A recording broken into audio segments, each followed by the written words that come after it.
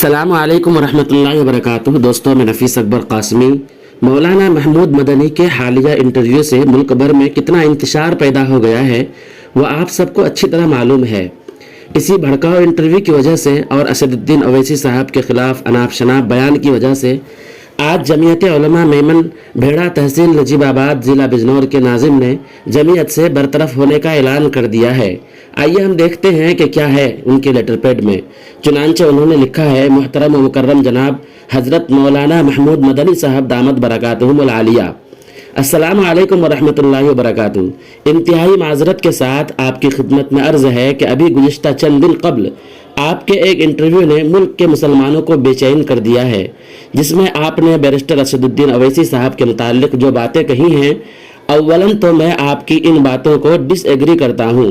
دوسری بات، آپ نے اسد الدین اویسی صاحب کی سبھا میں شریک ہونے والے تمام لوگوں کو بیوقوف اور پاگل کہا ہے۔ آپ کی زبان سے یہ باتیں اچھی نہیں لگیں، حالانکہ آپ بخوبی جانتے ہیں تلنگانہ سے باہر صوبہ مہاراشٹر میں ان کی پارٹی سے ایک معتبر عالم دین اور دارالعلوم دیوبند کے رکن شورا حضرت مولانا محمد اسماعیل صاحب دامت برکاتہم موجودہ ودھایک ہیں، وہ بھی ان کی سبھا میں شریک ہوتے ہیں، تو کیا وہ بھی نعوذ باللہ پاگل اور بیوقوف ہیں؟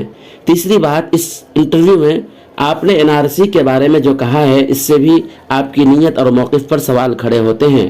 حالانکہ ملک کے مسلمان کسی بھی زاویے سے NRC کو قبول نہیں کرتا۔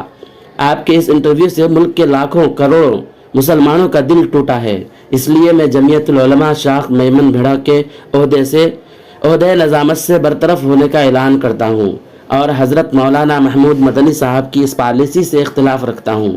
جمعیت العلماء ہند کا کام ملک کے مسلمانوں کو متحد کرنے کا ہے، نہ کہ منتشر کرنے کا۔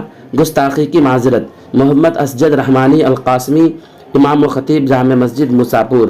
دوستو، ایک پیارا سا کمنٹ کر کے ضرور اپنی رائے کا اظہار کریں۔ پھر ملتے ہیں کسی نئی ویڈیو کے ساتھ۔ السلام علیکم ورحمۃ اللہ وبرکاتہ۔